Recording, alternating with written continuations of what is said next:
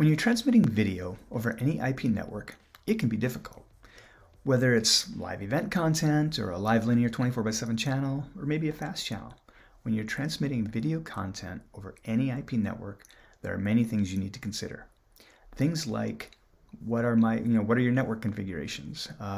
What firewall rules do you need to establish? What protocol do you want to use?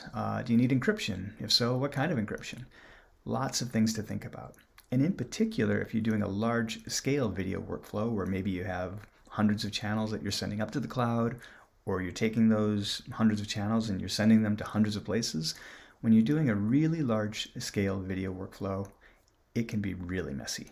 Then you need to think about things like, how do you minimize your cloud costs?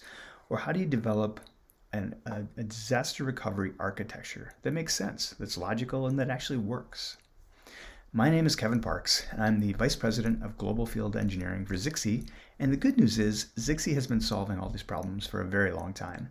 Going all the way back to the invention of the Zixi Protocol back in the early 2000s to the development of our software-defined video platform that's basically a toolbox that gives you tools to solve lots of different video workflow issues, to the development of ZenMaster, our end-to-end control plane that gives you visibility into all these workflows.